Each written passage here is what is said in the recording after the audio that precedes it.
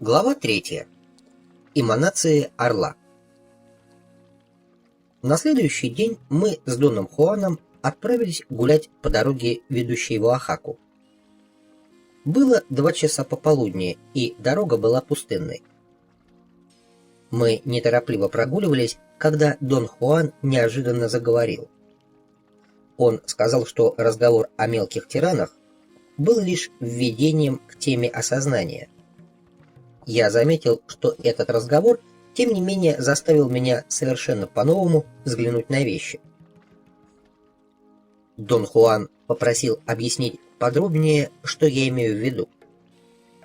Я ответил, что это связано с нашим давним спором по поводу индейцев Яки. Тогда, несколько лет назад, в ходе объяснения учения для правой стороны, он пытался рассказать мне о тех преимуществах, которые давало индейцам Яки положение угнетенных. Я страстно спорил в тот раз, утверждая, что, живя в столь ужасных условиях, они не могли иметь никаких преимуществ. Я говорил ему, что мне непонятно, как его, индейцы Яки, совсем не трогает столь вопиющая несправедливость. Он внимательно слушал. Потом, когда я был уверен, что он собирается отстаивать свою точку зрения, он вдруг согласился. Он сказал, что условия, в которых живут индейцы Яки, действительно катастрофичны. Но тут же добавил, что люди вообще живут в ужасающих условиях. «Так что не стоит жалеть бедненьких индейцев Яки», — сказал он. «Пожалей тогда уж все человечество. А что касается индейцев Яки, то им в определенном смысле даже повезло. Их угнетают, и благодаря этому некоторые из них имеют возможность в конце концов стать воинами. А угнетатели, мелкие тираны, попирающие их свободу, те действительно не имеют ни единого шанса». Я немедленно разразился потоком политических лозунгов. Я вообще не понял его точку зрения. Он еще раз попытался объяснить мне понятие «мелкий тиран», но тогда эта идея как-то прошла мимо моего понимания. И только теперь все стало на свои места.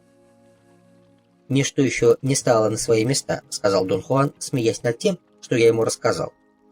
«Завтра, вернувшись в нормальное состояние осознания, ты даже не вспомнишь того, что сейчас осознал».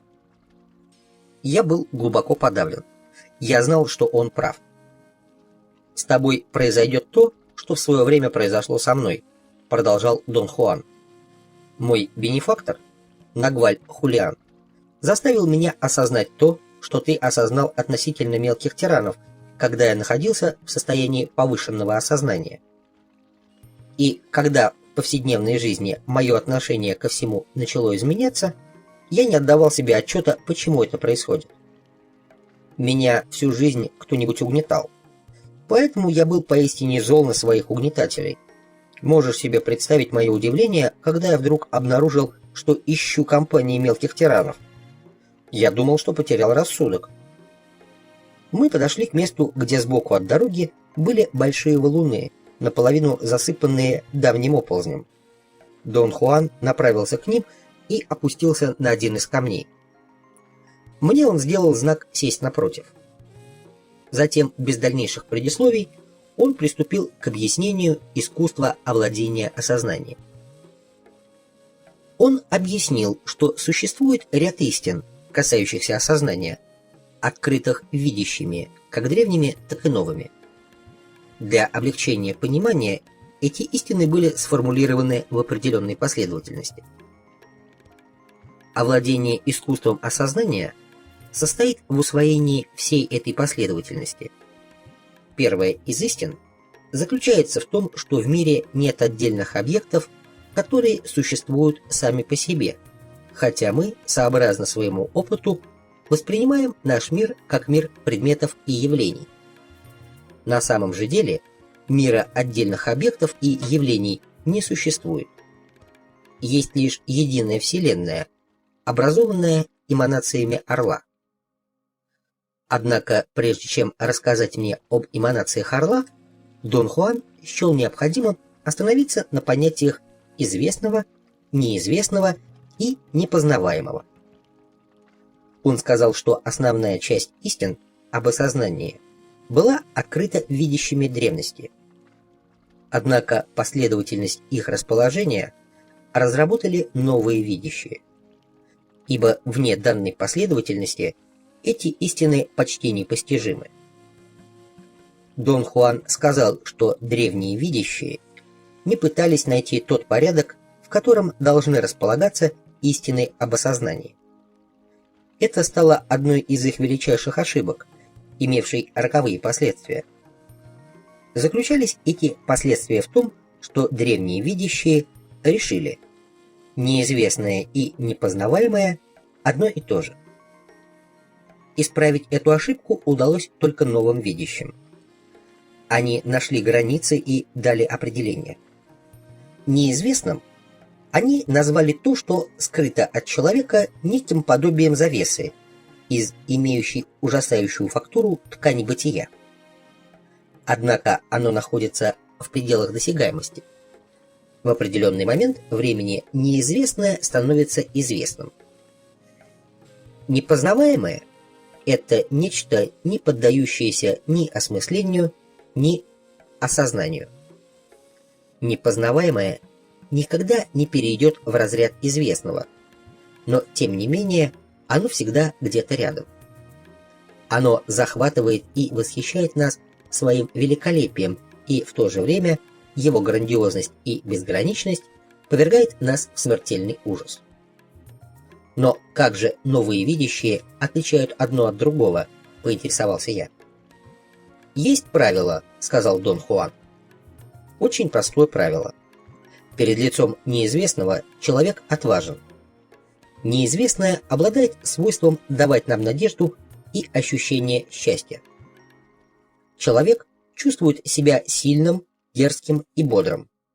И даже беспокойство, возникающее при этом, действует благотворно. Новые видящие увидели: неизвестное раскрывает все лучшие стороны человеческой природы. Но когда то, что принимают за неизвестное, оказывается непознаваемым, результаты бывают катастрофическими. Видящий чувствует, что истощен и вконец запутан. Им овладевает глубочайшая подавленность. Тело теряет тонус, ясность и уравновешенность улетучивается. Ведь непознаваемое не дает энергии. Оно находится вне пределов досягаемости человеческого существа, в области, вторгаться в которую не следует ни бездумно, ни даже с величайшей осмотрительностью. Новые видящие поняли, что даже за намек на контакт с непознаваемым приходится платить непомерную цену. Дон Хуан объяснил, что новым видящим пришлось продираться сквозь почти непреодолимые дебри старой традиции. В начале нового цикла никто из них не знал, какие из превеликого множества традиционных магических практик были правильными, а какие нет. Было вполне очевидно, что с древними видящими случилось что-то не то, но что именно, новые видящие не знали. Поэтому за отправную точку они взяли следующую установку. Ошибочным было все, что делали их предшественники. Древние видящие были мастерами по части заблуждений и безосновательных догадок. Они вообразили, что их мастерство в видении дает им гарантию безопасности и неприкосновенности. И они думали так до тех пор, пока завоеватели не сокрушили их, предав большинство из них жуткой мучительной смерти. У древних видящих не было никакой защиты, кроме полной убежденности в своей неуязвимости. Новые видящие не стали попусту тратить время на попытки разобраться, в чем ошибка. Вместо этого они взялись за исследование неизвестного, чтобы определить, в чем различие между неизвестным и непознаваемым. Как они исследовали неизвестное, Дон Хуан? Посредством контролируемого использования видения, ответил он. Я сказал, что спрашиваю, в чем же заключается исследование неизвестного. Исследование неизвестного заключается в том, чтобы сделать его доступным нашему восприятию. Постоянная практика видения позволило новым видящим обнаружить, что неизвестное и известное в принципе составляют одно целое, поскольку и то, и другое лежит в пределах возможного для человека восприятия. В некоторый момент видящий может покинуть сферу известного и войти в неизвестное. То же, что находится за пределами возможностей нашего восприятия, суть непознаваемая, и способность отличить его от неизвестного имеет критическое значение. Если видящий путает их, то, столкнувшись с непознаваемым, он оказывается в крайне незавидном положении. Древние видящие, когда это с ними произошло, решили, что что-то не так в их практике. На самом же деле они просто столкнулись с вещами, лежащими вне пределов человеческого постижения. Однако это им и в голову не приходило, что с их стороны оказалось чудовищной ошибкой, за которую они дорого заплатили. А после того, как различие между неизвестным и непознаваемым было осознано, что произошло тогда, поинтересовался я. Начался новый цикл, ответил Дон Хуан. Это различие и есть то, что разделяет древние и новые циклы. Осознание различия – основа всех достижений новых видящих. Далее Дон Хуан рассказал о том, что видение явилось критическим элементом как в разрушении мира древних видящих, так и в формировании нового подхода. Именно посредством видения новые видящие открыли некоторые неопровержимые факты, из которых последовал целый ряд выводов, совершивших революцию во взглядах видящих на природу, человека и мира. Благодаря этим выводам появилась возможность для начала нового цикла. Это и были те истины об осознании, которые излагал мне Дон Хуан. Он предложил прогуляться к центру города и побродить по площади. По пути речь зашла о технике и приборах для точных измерений. Дон Хуан заметил, что приборы являются всего лишь продолжением наших органов чувств. Я же придерживался мнения, что некоторые приборы нельзя отнести к данной категории, поскольку они выполняют функции, на которые мы не способны по чисто физиологическим причинам. Наши органы чувств способны на все, заверил меня Дон Хуан. Хорошо, вот тебе пример. Приборы способны принимать радиосигналы, приходящие из открытого космоса, заявил я. А наши органы чувств этого делать не могут. У меня другое мнение на этот счет, не согласился Дон Хуан. Я полагаю, что наши органы чувств способны воспринимать все, что нас окружает. Ладно, тогда как насчет ультразвука, не унимался я. У нас нет органов чувств для его восприятия. Видящие убеждены, мы имеем понятие лишь о крошечной частичке самих себя, ответил он. На некоторое время Дон Хуан погрузился в раздумья, словно пытаясь решить, что сказать дальше. Потом он с улыбкой заговорил. Как я уже сказал, первая из истин об осознании состоит в следующем. Окружающий мир, каким мы его представляем, в действительности совсем иной. Мы полагаем, что имеем дело с миром объектов, но это ошибка. Дон Хуан замолчал, как бы оценивая впечатление, которое произвели на меня его слова. Я сказал, что согласен с ним, поскольку любой объект можно рассматривать как поле энергии. Дон Хуан заметил, что с моей стороны это лишь интеллектуальное приближение к истине. Однако сформулировать на основании голых рассуждений вовсе не значит удостовериться в этом на практике. Его абсолютно не интересует мое согласие или несогласие. Ему нужно, чтобы я попытался постичь внутреннюю сущность этой истины. Ты не способен воочию убедиться в том, что все объекты этого мира – лишь поля энергии, пояснил он, как и любой обычный человек. Если бы ты умел их видеть, ты был бы видящим. И в этом случае ты сам мог бы объяснить все, что касается осознания. Понимаешь, что я имею в виду? Затем он сказал, что умозаключения, полученные на чисто интеллектуальной основе, мало что способны изменить в нашей жизни. Отсюда масса примеров, когда люди, имея по какому-нибудь поводу совершенно четкие убеждения, действуют диаметрально противоположным образом, в качестве оправдания ссылаясь на то, что человеку свойственно ошибаться. Итак, первая истина – мир такой, каким он выглядит.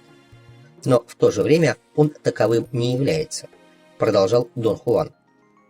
Он не настолько плотен и реален, как мы привыкли считать, основываясь на своем восприятии. И в то же время он не является миражом. Мир не иллюзорен, как иногда утверждают, он вполне реален. Но в то же время он и нереален. Обрати на это особое внимание. Тут недостаточно просто принять к сведению, тут необходимо понимание. Мы воспринимаем нечто. Это точно установленный факт. Но то, что именно мы воспринимаем, не относится к числу фактов, столь же однозначно установленных. Ибо мы обучаемся тому, что и как воспринимать. Имеется нечто, воздействующее на наши органы чувств. Это та часть, которая реальна. Нереальная же часть – то, что нам говорят об этом наши органы чувств. Рассмотрим, к примеру, гору. Наши органы чувств говорят нам, что она объект. Она имеет размер, цвет, форму. Мы даже подразделяем горы на определенные категории. И здесь все верно, за исключением одной детали. Нам никогда не приходит в голову, что роль наших органов чувств весьма поверхностна. Способ, которым они воспринимают, обусловлен особым свойством нашего осознания. Именно это свойство заставляет их работать так, а не иначе. Я начал было возражать, но не потому, что мне этого хотелось. Скорее, это была реакция на ситуацию. Я ощущал некую угрозу, не понимая, к чему он клонит. Дон Хуан заставил меня замолчать. «Термин «мир», — продолжал он, — я использую, чтобы обозначить все, что нас окружает. У меня, разумеется, есть более удачный термин, но для тебя он будет совершенно непостижим. Видящие утверждают, что мир объектов существует лишь постольку, поскольку таким его делает наше осознание. А в реальности же есть лишь эманации орла, текучие, вечно меняющиеся и в то же время неизменные, вечные. Я собрался было спросить, что такое эманация орла, но Дон Хуан жестом остановил меня. Он объяснил, что одним из наиболее драматических откровений, оставленных нам в наследство древними видящими, было их открытие причины бытия всех существ, обладающих способностью воспринимать. Все они существуют для того, чтобы накапливать осознание. Это открытие Дон Хуан назвал колоссальным. Полушутя он спросил, могу ли я лучше ответить на вопрос о смысле жизни, вечно не дающий человеку покоя. Я немедленно занял оборонительную позицию и принялся спорить. Я сказал, что сам по себе этот вопрос лишен смысла, поскольку логический ответ на него невозможен. И вообще говоря об этом, мы неизбежно придем к обсуждению религиозных доктрин, и сам вопрос таким образом неизбежно сведется к вопросу о вере. Но Дон Хуан сказал, древние видящие не только рассуждали о вере. Конечно, они были не столь практичны, как новые видящие, но их практичности все же хватило на то, чтобы знать, что именно они видели. Я же своим вопросом, который привел тебя в такое смущение, пытался подчеркнуть лишь одно. Наше рациональное мышление в одиночку не способно справиться с ответом на вопрос о смысле нашего существования. Каждая попытка неизменно сводится к вопросу о вере.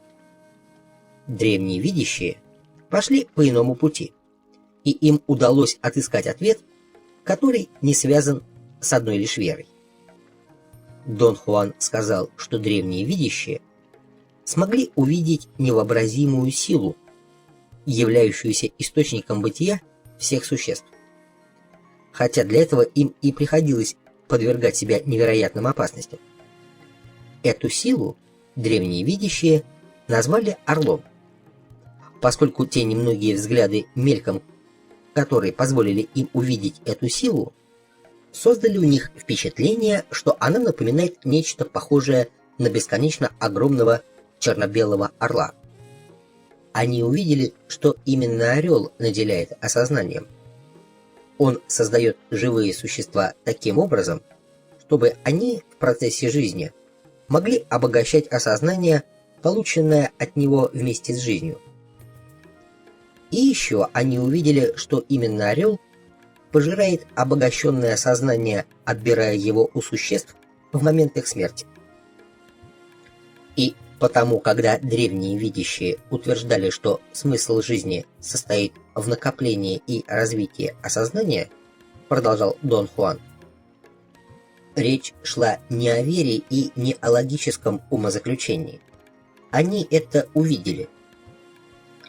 Они увидели, как осознание живых существ отлетает в момент смерти и, подобно светящимся клубкам ваты, поднимается прямо к клюву орла и им поглощается. И потому для древних видящих был очевиден факт: смысл жизни всех существ в обогащении осознания, которым питается орел. Дону Хуану потребовалось ненадолго отправиться куда-то по делам, поэтому он на время прервал свои объяснения. Нестор отвез его в Оахаку. Провожая их, я вспомнил, что в начале нашего с Доном Хуаном знакомства я воспринимал его заявление насчет поездок по делам как своего рода эвфемизмы.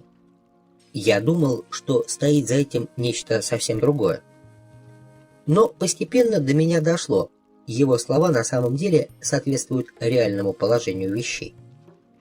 У него действительно были какие-то дела в разных местах. Каждый раз перед такой поездкой Дон Хуан надевал костюм-тройку, а их у него было довольно много, и становился похожим на кого угодно, но только не на знакомого мне старика-индейца. Как-то раз я даже высказался насчет совершенства этих его перевоплощений.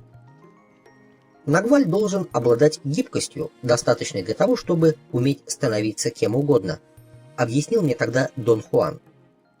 Быть нагвалем, кроме всего прочего, значит не иметь слабых мест, которые необходимо защищать. Запомни это хорошенько. Нам еще не раз предстоит к этому вернуться. И мы возвращались к этому моменту снова и снова. И действительно, создавалось впечатление, что у Дона Хуана нет слабых мест, нуждающихся в защите. Но в этот раз, пока он был в Оахаке, у меня все же возникла тень сомнения. Неожиданно меня осенило. У Нагваля есть нечто, подлежащее защите. Это нечто — описание орла. Мне казалось, что оно действительно требует защиты, причем защиты весьма пристрастной. Я пытался заговорить об этом с видящими из отряда Дона Хуана, но они уклонялись от ответа, заявляя, что я нахожусь на карантине и что подобного рода беседы со мной запрещены до тех пор, пока Дон Хуан не закончит свое объяснение. Поэтому, едва Дон Хуан вернулся, и мы с ним присели, чтобы поговорить, я спросил его об этом. Истины, о которых я тебе рассказываю, вовсе не являются чем-то, что необходимо защищать, тем более защищать с пристрастием, — ответил он. И если ты полагаешь, что я пытаюсь их отстаивать, ты заблуждаешься. Эти истины были сформулированы и сведены воедино для того, чтобы облегчить воину путь к знанию, а вовсе не за тем, чтобы служить некими сентиментальными откровениями личной веры. И когда я говорил о том, что Нагвалю нечего защищать, я, кроме всего прочего, имел в виду также и то, что Нагваль лишен каких бы то ни было пристрастий и привязанностей. Я сказал Дону Хуану, что, похоже, не следую его учению, поскольку буквально одержим описанием орла и его действий. Я снова и снова говорил о том, насколько устрашающее впечатление производит на меня эта идея. «Это не идея», — поправил меня Дон Хуан. «Это факт. И факт, если хочешь знать, действительно жуткий. Видишь ли, новые видящие не занимались игрой в идеи. «Хорошо, тогда какого рода силой является орел?» — спросил я. Пожалуй, я не знаю, как ответить на этот вопрос. Для видящих орел настолько же реален, насколько реальны для тебя гравитация и время, и настолько же абстрактен и непостижим. Минуточку, Дон Хуан. Гравитация и время – понятия действительно абстрактные, но ведь они соответствуют реальным явлениям, поддающимся изучению. Есть целые области науки, им посвященные. Орел и его эманации точно так же поддаются изучению, возразил Дон Хуан. И область, к которой относятся знания новых видящих, как раз этому и посвящена. Тогда я попросил объяснить, что такое эманации орла. Дон Хуан сказал, что эманации орла – это неизменная вещь в себе. Они пронизывают все сущее, как познаваемое, так и непознаваемое. Нет никакой возможности описать словами, что в действительности представляет собой эманации орла, пояснил он. Видящий должен увидеть их сам. А ты их видел, Дон Хуан? Разумеется. И все же я не сумею рассказать тебе, что это такое. Просто присутствие чего-то, как бы масса какого-то качества или состояния, давление, которое ослепляет. Можно лишь мельком взглянуть на них, впрочем, как и на самого орла. То есть ты мог бы сказать, что орел является источником эманаций? Так, Дон Хуан? Орел, вне всякого сомнения, является источником своих эманаций. Это очевидно, и говорить тут не о чем. Нет, я имею в виду в смысле визуального восприятия. Орел не имеет никакого отношения к визуальному восприятию. Видящий воспринимает орла всем своим телом, всем своим существом. В каждом из нас присутствует нечто, способное заставить нас воспринимать всем телом. Видящие объясняют процесс видения орла очень просто. Человек составлен эманациями орла, поэтому для восприятия орла он должен обратиться к самому себе, к своим собственным составляющим. Вот тут и возникают сложности, связанные с осознанием. Оно запутывается, и в критический момент, когда эманации внутри и эманации вовне должны просто обнаружить взаимное соответствие, осознание вмешивается и принимается за построение интерпретаций. В результате возникает видение орла и его эманаций, но в действительности ни орла, ни его эманаций не существует. Уяснить же истинную сущность того, что существует на самом деле, не в состоянии ни одно живое существо. Я поинтересовался, почему источник эманаций назвали орлом. Потому ли, что орлам вообще люди склонны приписывать важные свойства? Просто в данном случае нечто непознаваемое смутно напоминает образ из сферы известного. И в результате орлам стали приписывать свойства, которыми они никогда не обладали. Но подобные вещи происходят всегда, когда впечатлительные люди берутся за то, что требует абсолютной уравновешенности.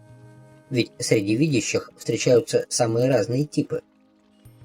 То есть ты хочешь сказать, что существуют различные типы видящих? Нет. Я хочу сказать, что существует масса сентиментальных глупцов, которые становятся видящими. Ведь видящие – человеческие существа, не лишенные множества слабостей. Нет, не так. Человеческие существа, не лишенные множества слабостей, способны стать видящими. Это подобно тому, как иногда жалкие людишки становятся отличными учеными. Такие видящие забывают о том удивительном чуде, каковым является мир. И когда жалкий человек становится видящим, сам факт его способности видеть полностью захватывает его. Он воображает себя гением, считая, что все остальное не имеет значения. Чтобы прорваться сквозь почти непреодолимую расхлябанность обычного человеческого состояния, видящий должен обладать абсолютной безупречностью. И сама по себе способность видеть имеет значение лишь постольку-поскольку. Гораздо важнее другое, что именно видящий делает с тем, что видит. Что ты имеешь в виду, Дон Хуан? А ты посмотри, что с нами сотворили некоторые из видящих. Ведь мы накрепко приклеены к навязанному нам образу орла, пожирающего нас в момент нашей смерти.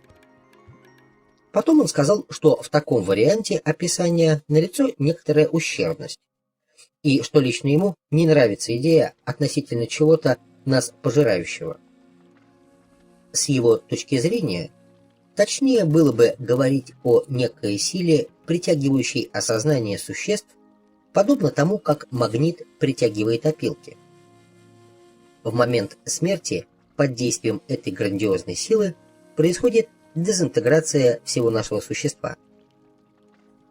И вообще нелепо представлять такое явление в виде пожирающего нечто орла, поскольку неописуемое таинственное действо превращается тем самым в тривиальное принятие пищи.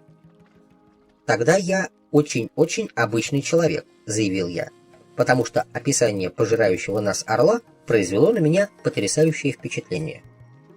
Не спеши. Действительное впечатление можно будет оценить лишь тогда, когда ты сам все увидишь, сказал Дон Хуан. Но не следует упускать из виду, наши недостатки и недоработки никуда не исчезают. Они остаются с нами даже после того, как мы становимся видящими. И ты, когда увидишь эту силу, возможно, примешь версию тех слабых видящих, которые назвали ее орлом. По крайней мере, так в свое время поступил я. Но ты можешь и не согласиться с ними, попытавшись противостоять склонности описывать непостижимое с помощью тривиальных человеческих образов. Возможно, тебе удастся подобрать другое, новое название, и оно окажется более точным. Видящие, которые видят эманации орла, часто называют их командами, сказал Дон Хуан. Я не возражаю против такого названия, хотя сам привык к названию эманации. Это явилось следствием реакции на то предпочтение, которое мой бенефактор отдавал термину команды. Я думаю, что этот термин в большей степени соответствовал его сильному и жесткому характеру. Мне же хотелось чего-нибудь менее персонифицированного. По-моему, команда звучит как-то более по-человечески, хотя такой термин действительно соответствует сути явления, поскольку это именно команды. Дон Хуан сказал, что видеть эманации орла значит стремиться к катастрофе. Новые видящие очень скоро обнаружили, с какими огромнейшими трудностями это связано. И только после массы трагических неудач, постигших многих из них при исследовании неизвестного и попытках отделить его от непознаваемого, им удалось наконец понять, что все в мире образовано эманациями орла. Лишь малая часть этих эманаций находится в пределах досягаемости человеческого осознания. И лишь незначительная доля этой малой части доступна восприятию обычного человека в его повседневной жизни. Эта крохотная частичка эманации орла и есть известная.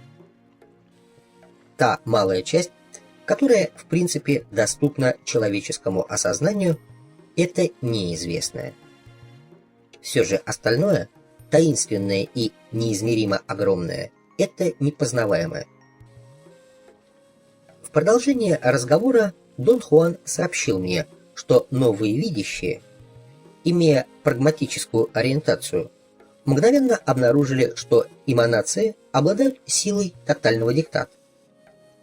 Все без исключения существа вынуждены задействовать эманации орла, даже не отдавая себе отчета в том, что это такое. Организм любого существа устроен таким образом, что захватывает определенную полосу эманаций. Причем каждый вид задействует при этом эманации свойственного ему определенного диапазона.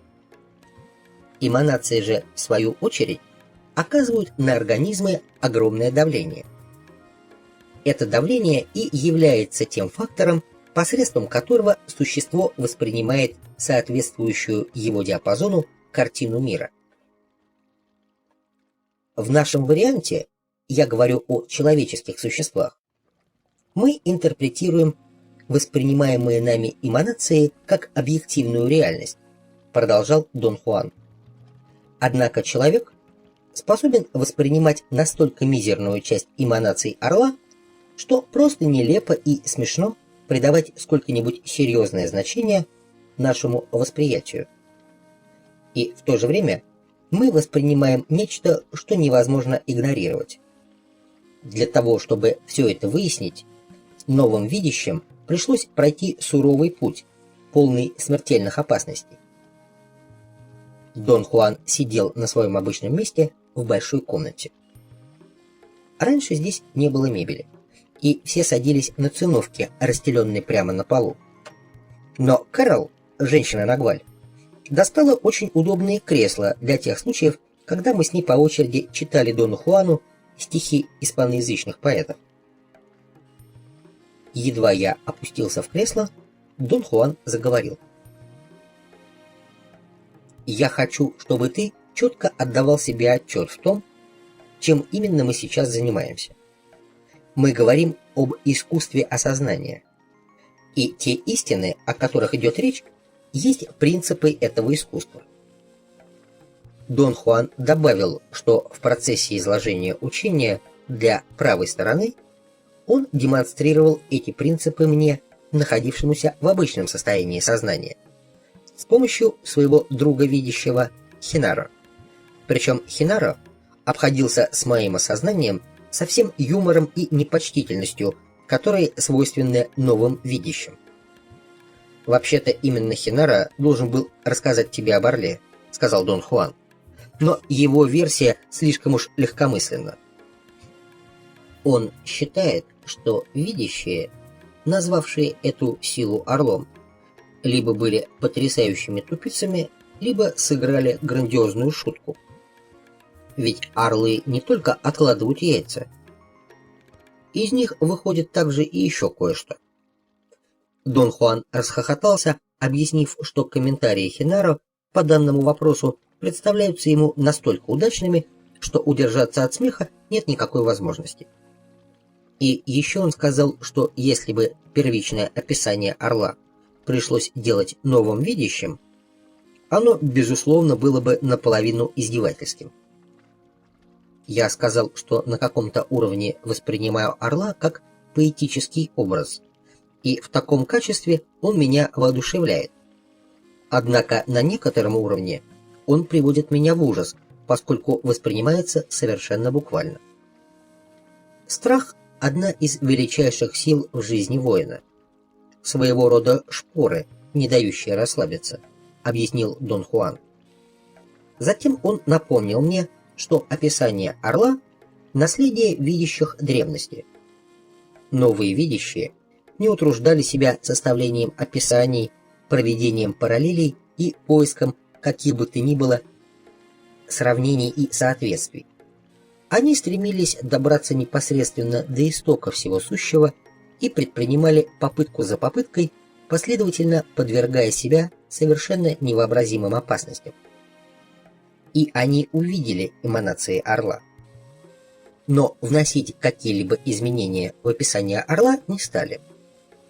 Ибо новые видящие чувствовали, что каждая попытка увидеть орла требует слишком большого расхода энергии.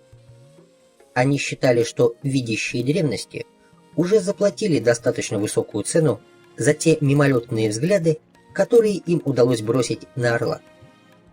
Но каким образом древние видящие пришли к тому, что занялись составлением описания орла, поинтересовался я.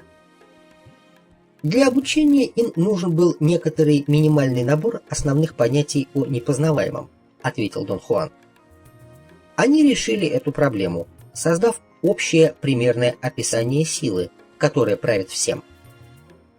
Но они не описали эманации, поскольку последние вообще не поддаются описанию языком сравнений. Возможно, иногда у кого-нибудь из видящих возникает потребность как-то объяснить или описать отдельные эманации.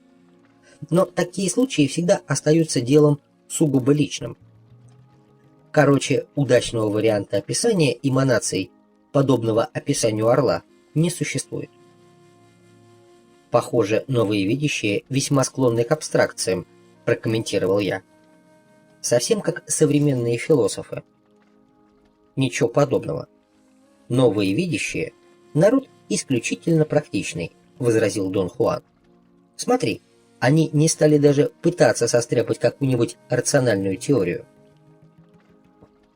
Абстрактными мыслителями, как объяснил далее Дон Хуан, были как раз древние видящие. Они соорудили воистину исполинские нагромождения абстрактных трактовок, вполне соответствовавших их собственному духу и духу того времени. И совсем так же, как современные философы, древние видящие совершенно не были в состоянии хоть как-то управлять каскадами ситуаций, в которые попадали сами.